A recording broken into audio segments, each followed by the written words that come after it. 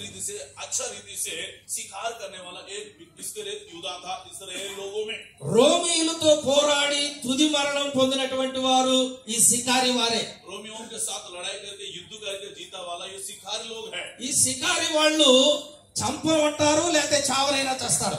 अगर मार भी डालते हैं अपने लिए हत्या भी हो जाते हैं शहीद भी हो जाते हैं। వేరే వారి చేతిలో చావకూడదు తమకు తామే చావాలనుకుంటారు। और दूसरों के हाथ में नहीं मरना है बल्कि खुद मर जाना अच्छा बोल के कहते हैं। మసాద్ అనేటటువంటి పర్వతం మీద సికారీలు తామును తాము ఆత్మహత్య చేసుకుని చనిపోతారు। मसा बोल के एक पर्वत है उसमें जाकर अपने आप को हत्या करते हैं। ఈ సికారి ఇస్కరియోతు యూదా ये शिकारी जो सिकरेस यूदा है యేసు ప్రభు ఈ సికారి అయినటువంటి యూదాను కూడా ఏర్పాటు చేసుకున్నాడు। ये शिकार करने वाला जो है इस्करियोत यूदा को भी यीशु मसीह ने चुन के रखा है।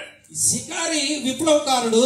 शिकारी जो है एक युद्ध करने वाला वीर है। వారు సరిగా పనిచేస్తే విప్లవాన్ని క్రైస్తవులలో తీసుకొస్తారు। वो अगर सचमुच में अच्छा काम करने से एक बेदारी